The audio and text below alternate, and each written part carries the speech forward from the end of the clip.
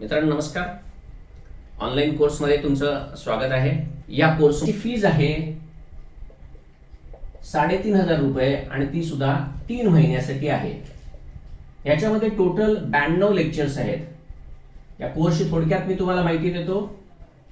या कोर्समध्ये 92 लेक्चर्स आहेत आणि या कोर्सची रचना अशी केली आहे की एखादा विद्यार्थी कितीही जरी इंग्लिशला घाबरत असला, जरी त्याला काहीही इंग्लिश येत नसेल तरी सुद्धा मी तुम्हाला गॅरंटेडली सांगतो की 8व्या ते 9व्या दिवशी तुम्हाला इंग्लिश मधल्या वाक्यरचना, सुरुवातीला इंग्लिश मधल्या तुम्हाला 28 प्रकारच्या वाक्यरचना आहेत, या 8व्या ते 9व्या दिवशी यायला लागतात आणि त्या सुद्धा ग्रॅमॅटिकली करेक्ट वाक्यरचना यायला लागतात. हे नीट लक्षात घ्या. कारण का संपूर्ण महाराष्ट्रामध्ये अशी इंग्रजी शिकवण्याची पद्धत अजिबात नाहीये आणि मी तुम्हाला गॅरंटेडली सांगतो, फक्त तुम्ही अभ्यास करायचा आहे. फक्त 1 तासभर मला द्या म्हणजे तुमच्या इंग्लिशसाठी द्या. मी तुम्हाला एवढंच सांगतो की तुम्हाला 1.5 महिन्यानंतर, मित्र म्हणतो 1च महिन्यानंतर तुम्हाला इंग्लिशमध्ये एवढा कॉन्फिडन्स आलेला असेल की तुम्हाला इंग्लिशची वाक्यरचना येऊ लागेल.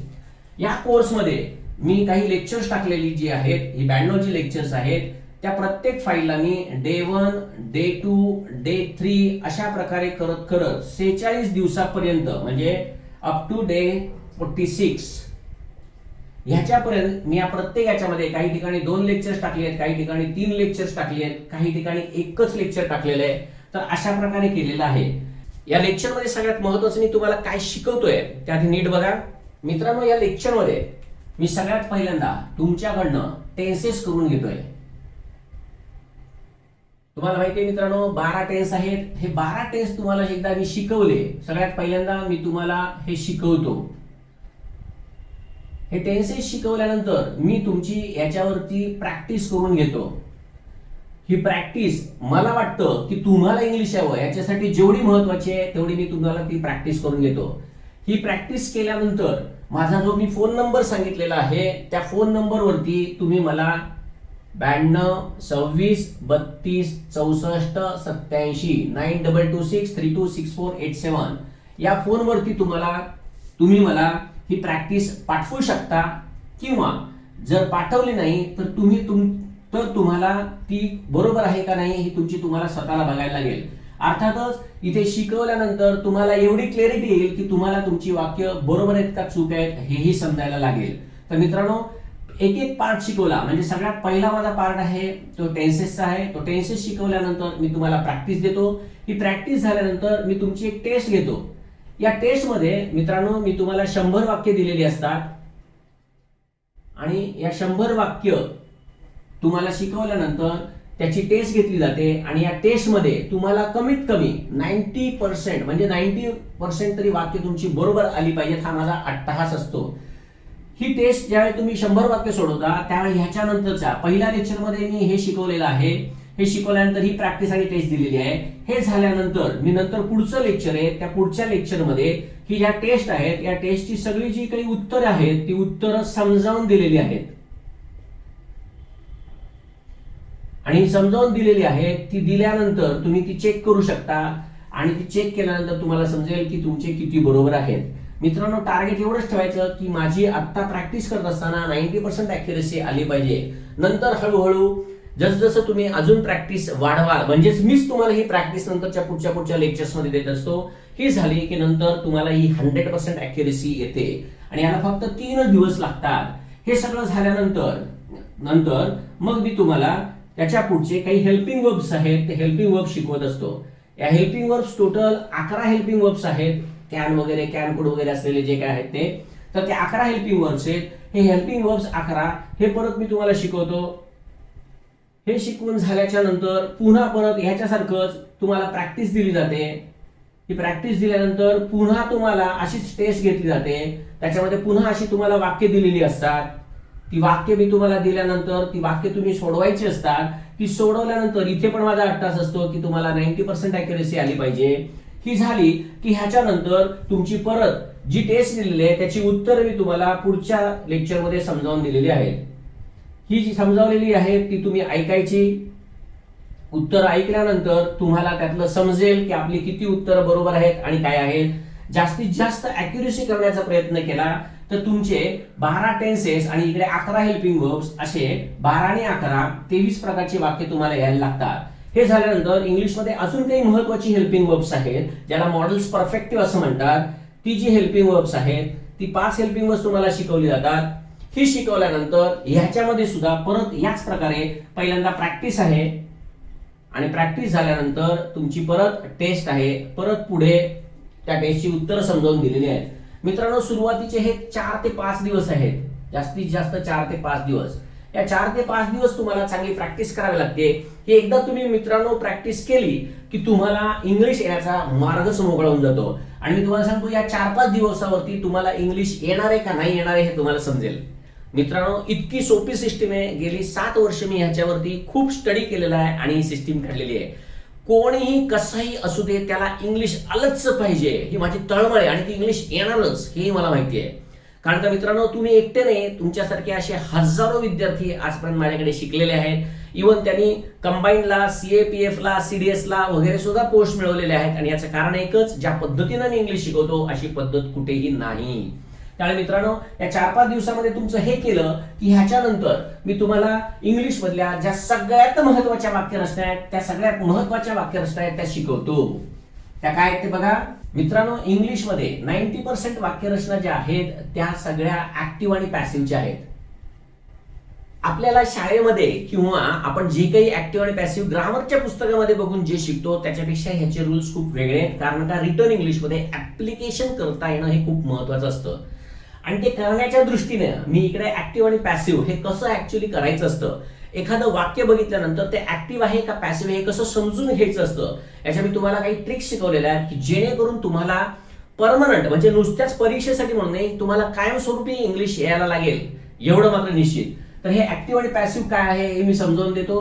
परत याच्यामध्ये सगळ्या ऍक्टिव्ह आणि पॅसिव्ह समजावून दिल्यानंतर मग त्याच्यानंतर तुम्हाला ऍक्टिव्ह व्हॉइसची वाक्य आता आपण जे शिकवलेले जे आहे 12 टेन्सेस, त्याच्यानंतर 11 हेल्पिंग वर्ब्स आणि त्याच्यानंतरचे पुढचे 5 हेल्पिंग वर्ब्स, या ऍक्टिव्ह व्हॉइसची ही 12 टेन्सेस आणि 11 हेल्पिंग वर्ब्स आणि 5 हेल्पिंग वर्ब्स अशी टोटल 28 प्रकारची वाक्य तुम्हाला इथे यायला लागतात. आणि मित्रांनो, ह्याच्यासाठी जास्तीत जास्त 7 ते 8 दिवस लागतात. ही ज्या वेळेला तुम्हाला ही 28 प्रकारची सेंटेन्सेस येतात त्यावेळेला तुम्हाला मी आत्ताच सांगितल्याप्रमाणे तुम्हाला 60% इंग्लिश आल्यात जमा असतं, कळतंय. त्यामुळे ही 28 सेंटेन्सेस नंतर तुम्हाला करायला दिली जातात. परत ही दिल्यानंतर इथे सुद्धा परत तेच आहे, याची मी तुम्हाला आधी प्रॅक्टिस करायला लावतो. ही प्रॅक्टिस तुमची एकदा झाली की माझी सिस्टीम आहे त्या प्रॅक्टिस झाल्यानंतर याची पुन्हा तुम्हाला टेस्ट घेतली जाते, रॅन्डम टेस्ट घेतली जाते. आणि ही टेस्ट झाल्यानंतर मग परत तुम्हाला मी अजून काही वेगवेगळ्या प्रकारची प्रॅक्टिस देतो की ज्याच्यामधनं तुमच्याकडे इंग्लिशची प्रोफिशियन्सी येईल, हे लक्षात ठेवा. त्यामुळे ही 28 प्रकारची वाक्यरचना यायला जास्तीत जास्त तुम्हाला 10 दिवस लागतात. हे झालं की ह्याच्यानंतर मग तुम्हाला मी पॅसिव्ह व्हॉइस शिकवतो. हे पॅसिव्ह व्हॉइस शिकवलं की परत ह्याच्यामध्ये सगळीकडे मी तुम्हाला प्रॅक्टिकल अप्रोच ठेवून शिकवतो. म्हणजे ज्यावेळी तुम्ही एखादं वाक्य बघाल, जसं इंग्लिशच्या प्रश्नपत्रिकेमध्ये आपल्याला तुम्हाला माहिती आहे की मराठी वाक्य जे आहेत ते आपल्याला इंग्लिशमध्ये ट्रान्सलेट करायची आहेत. तर ती वाक्य बघितल्याबरोबर तुम्हाला त्याचे टेन्सेस समजणं, हेल्पिंग वर्ब समजणं, ते ऍक्टिव्ह आहे का पॅसिव्ह आहे हे समजणं आणि त्याप्रमाणे इमिजिएट वाक्य रचना करता येणं हे खूप महत्वाचं असतं. त्यामुळे हे ऍक्टिव्ह व्हॉइस झाल्यानंतर मग मी तुम्हाला शिकवतो पॅसिव्ह व्हॉइस. हे पॅसिव्ह व्हॉइस शिकवल्यानंतर इथे पण सेम तसंच आहे की हे शिकवल्यानंतर म्हणजे हे समजावून दिल्यानंतर ह्याच्यामध्ये मात्र 8 टेन्सेस असतात. 8 टेन्सेस आणि हे पुढचे 11 आणि 5 ऐवजी 10 आणि 5 असतात. अशा प्रकारच्या ह्या 23 प्रकारच्या वाक्यरचना तुम्हाला इथे यायला लागतात. हे झाल्यानंतर इथे पण पुन्हा तसंच आहे. इथे पण तुमचे परत पुन्हा प्रॅक्टिस घेतो. प्रॅक्टिस झाल्यानंतर पुन्हा याची तुमची टेस्ट घेतली जाते आणि या प्रत्येक टेस्टमध्ये मी तुम्हाला कॉन्फिडेंटली सांगतो आतापर्यंत जेवढी मुलं आहेत या सगळ्यांना या टेस्टमध्ये 100% मार्क्स मिळालेले आहेत. इथे तुम्हाला ऍक्टिव्ह आणि पॅसिव्हची संपूर्ण वाक्यरचना म्हणजेच 90% इंग्लिश इकडे तुम्हाला येतच, एवढं लक्षात ठेवा. त्यामुळे ही टेस्ट झाल्यानंतर पुन्हा याची एक वेगवेगळ्या प्रकारची मी तुम्हाला प्रॅक्टिस देतो. या प्रॅक्टिसमध्ये सुद्धा तुम्हाला इंग्लिश यायला लागतं. हे एकदा तुम्हाला इंग्लिश यायला लागलं की मग मित्रांनो याच्या पलीकडे ह्याच्यानंतर मग मी तुम्हाला काय शिकवतो तेही सांगतो. तर मित्रांनो, हे ऍक्टिव्ह आणि पॅसिव्ह ज्या वेळेला आपण शिकतो त्याच्यानंतर तर तुम्हाला इंग्लिशवरती एवढा कॉन्फिडन्स येतो की तुम्ही 5वी पासून ग्रॅज्युएशन पर्यंत जेवढं काही इंग्लिश शिकलेलं असाल त्याच्यापेक्षा कित्येक पटीनं जास्त इंग्लिश तुम्हाला इकडे यायला लागतं. म्हणजे तुमचा स्वतःवरतीच विश्वास बसणार नाही की आपण इतक्या प्रकारची वाक्य, म्हणजे आत्ताच सांगितल्याप्रमाणे 28 ऍक्टिव्ह आणि 23 पॅसिव्ह अशी 51 प्रकारची वाक्य आपण कशा प्रकारे लिहू शकतो हे तुम्हाला समजणार पण नाही. इतक्या कमी कालावधीमध्ये तुम्हाला इंग्लिश खूप चांगल्या प्रकारे यायला लागतं. हे झाल्यानंतर मी तुम्हाला शिकवतो इंट्रोगेटिव्ह सेंटेन्सेस. इंट्रोगेटिव्ह सेंटेन्सेस अर्थात महत्वाचे आहेत, कारण का काही वेळेला उतार्यामध्ये आपल्याला जो उतारा दिलेला असतो त्या उतारामध्ये प्रश्नार्थक वाक्य पण असतात. त्यामुळे ही इंट्रोगेटिव्ह सेंटेन्स आली पाहिजेत. ही कुठली आहेत ही तुम्हाला माहिती आहे, ज्याला येस नो क्वेश्चन असं म्हणतात आणि त्याच्यानंतर WH क्वेश्चन असं म्हणतात. ही तुम्हाला शिकवतो. परत प्रत्येक भाग शिकवल्यानंतर याची प्रॅक्टिस आहे, हे लक्षात ठेवा. ही प्रॅक्टिस आहे आणि त्याच्यानंतर पुन्हा टेस्ट पण आहे. प्रॅक्टिस आहे, पुन्हा त्याची टेस्ट आहे. त्यामुळे तुम्हाला प्रत्येक ठिकाणी ऍक्युरसी आली पाहिजे याची मी पूर्णपणे काळजी घेतली. त्याचप्रमाणे फक्त तुम्ही अभ्यास करत राहा, तुम्हाला येणार हे निश्चित. लक्षात ठेवा, इंग्लिश सारखी सोपी भाषा जगात कुठली नाही. त्यामुळे हे इंट्रोगेटिव्ह सेंटेन्स आलं की मग ह्याच्यानंतर मग सगळ्यात नंतर मी तुम्हाला शिकवतो बी हे मुख्य क्रियापद म्हणून कसं वापरतात. बी झाल्यानंतर असंच हॅवच्या बाबतीत होतं. हॅव हे सुद्धा इंग्लिशमध्ये मुख्य क्रियापद म्हणून कसं वापरलं जातं हे शिकवलं जातं.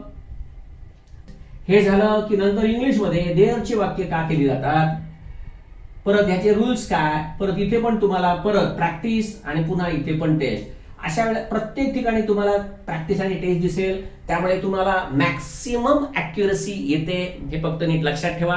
मी तुम्हाला लिहून देतो. मी एवढा तुम्हाला कॉन्फिडेंटली सांगतो मित्रांनो की जर तुम्हाला इंग्लिश आलं नाही ना तर मी तुम्हाला डबल फी परत देईन. इतका कॉन्फिडन्स मला आहे माझ्या सिस्टीमवरती. मलाही असं वाटेल की हेच जर मी शाळेमध्ये आणि कॉलेजमध्ये असलो असतं तर आजचं इंग्लिश काय असलं असतं. आणि मित्रांनो याचा अनुभव घ्यायचा असेल तर अवश्य कोर्स लावा. हे एवढं सगळं झाल्याच्या नंतर तुम्हाला 90% इंग्लिश हे आल्यात जमा आहे. आता उरलेलं जे 10% इंग्लिश आहे ते काय आहे ते मी मुद्दामून इथे सांगत नाही, परंतु इंग्लिशमध्ये अशा भरपूर प्रकारच्या वाक्य असणार आहेत की ज्याच्यामध्ये सपोज कधी वापरलं जातं, लाईकली कधी वापरलं जातं, ऍडव्हर्ब क्लॉज कसे केले जातात, ऍडजेक्टिव्ह क्लॉज कसे केले जातात वगैरे वगैरे वगैरे. अजून भरपूर असा खूप इंटरेस्टिंग पार्ट असा ह्याच्यामध्ये आहे. रिटर्न इंग्लिश करण्याच्या मागचं सगळ्यात महत्वाचं कारण राज्यसेवेमध्ये तर आपल्याला मार्क्स मिळाले पाहिजेतच. मित्रांनो लक्षात ठेवा, ट्रान्सलेशन मध्ये तुम्हाला तुमच्या मनाने वाक्य लिहिता आली पाहिजेत. त्यामुळे हे तर आलंच पाहिजे. पण दुसरं सगळ्यात महत्वाचं म्हणजे तुम्हाला माहिती आहे मित्रांनो की प्रेसी रायटिंग, सारांश लेखन. या सारांश लेखनामध्ये महत्वाचं काय असतं माहितीये का, या सारांश लेखनामध्ये तुम्हाला तिथे जो काही पॅराग्राफ दिलेला असतो त्या पॅराग्राफचा 1/3 करायचा असतो. म्हणजे 100 शब्द असतील तर त्याचे 33 शब्द. मित्रांनो प्रेसी वाटतं तेवढं सोपं नाहीये. इव्हन मराठीचंही तेवढं सोपं नाहीये, परंतु मी तुम्हाला ते करून दाखवलेलं आहे. मित्रांनो आजपर्यंत एक स्टँडर्ड पद्धत आहे की जर सारांश लेखन जर करायचं असेल तर आधी रफ ड्राफ्ट करायचा आणि मग त्याच्यानंतर फायनल ड्राफ्ट करायचा आणि तेवढ्या कमीत म्हणजे तिथे जे काही शब्दांची मर्यादा आहे त्या शब्दांच्या मर्यादामध्ये ते प्रेसी लिहायचा किंवा तो सारांश लिहायचा. मित्रांनो मी तुम्हाला खरंच सांगतो की आजपर्यंत तुम्ही असं टेक्निक कधीही बघितलं नसेल ना, असं टेक्निक मी तुम्हाला त्या प्रेसी रायटिंग मध्ये आणि सारांश लेखनामध्ये दिलेलं आहे. आणि मी तुम्हाला प्रत्यक्ष 2017, 2018 आणि 2019 या प्रश्नपत्रिकेमध्ये आलेले जे सारांश लेखनाचे मराठीमधले सुद्धा सारांश लेखन आणि इंग्लिश मधलं सारांश लेखन हे दोन्ही तुम्हाला करून दाखवले आहे. सारांश लेखन करत असताना डायरेक्ट सारांश लेखन कसं करता येतं हेही मी तुम्हाला दाखवलंय. त्याच्या काही टॅक्स सांगितलेले आहेत की कसे शब्दांची योजना करायची असते आणि कसं बघायचं असतं आणि कसं आपल्याला त्या कमीत कमी तिथे असलेली जी शब्द मर्यादा आहे तिथपर्यंत आपल्याला कसं पोहोचायचं असतं हे मी तिकडे दाखवलेलं आहे. मित्रांनो अशा प्रकारे जर ट्रान्सलेशन आणि प्रेसीचा जर तुम्ही अभ्यास कराल तर मित्रांनो लक्षात ठेवा ट्रान्सलेशनला 30 मार्क आहेत. त्या 30 पैकी तुम्हाला कमीत कमी 25 मार्क तर तुम्हाला पडतीलच, एवढं लक्षात ठेवा. जर हे 25 मार्क पडले आणि प्रेसीमध्ये जर 7 आणि 7 असे 14 मार्क जर पडले, तुम्हाला माहिती आहे 20 मार्काचं प्रेसी आहे, तर 25 आणि 14 मित्रांनो किती झाले बघा, कळतंय का? 39-40 मार्क तुम्हाला इथेच पडतील. आणि हे जर मार्क पडले तर निबंधामध्ये मित्रांनो तुम्हाला 15-16 मार्क पाडता येणार नाहीत का? म्हणजे 30-30 मार्क. ते निबंध पण कसे लिहायचे असतात, त्याच्यासाठी काय योजना करायची असते हेही मी तुम्हाला सांगितलेलं आहे. म्हणजे एखादा निबंध दिला असेल तर त्या निबंधावरती पॉइंट्स आहेत ते एका मागोमाग एक कसे आले पाहिजेत, कसा प्रवाहीपणा त्या निबंधामध्ये असला पाहिजे हेही मी तुम्हाला शिकवले. त्यासाठी पॉइंट्स कसे जनरेट करायचे असतात, मुद्दे कसे उपस्थित करायचे असतात, जेणेकरून आपल्याला तो निबंध लिहित असताना एका विचाराने बरोबर एकामागोमाग एक ते विचार मांडून कशा प्रकारे लिहिता येतो हे मी तुम्हाला दाखवलेलं आहे. मित्रांनो, कोर्स हा अति उत्कृष्ट असा कोर्स आहे. परत मी म्हणतो म्हणून असं आहे, तुम्ही स्वतः अनुभव घेऊ शकता. मित्रांनो, एकच लक्षात ठेवा, जर तुम्ही पुढच्या वर्षीसाठी आगामी परीक्षेसाठी तयारी करत असाल तर पूर्व परीक्षेचा अभ्यास करत असताना मुख्य परीक्षेचा डिस्क्रिप्टिव्ह इंग्लिशचा अभ्यास आधी करणं कधीही सोयीस्कर असतं. कारण का नंतर एखाद्या वर्षामध्ये तुम्ही इंग्लिशमध्ये इतके पारंगत होऊन जाता की तुम्हाला इंग्लिश या विषयाची कधीही भीती वाटणार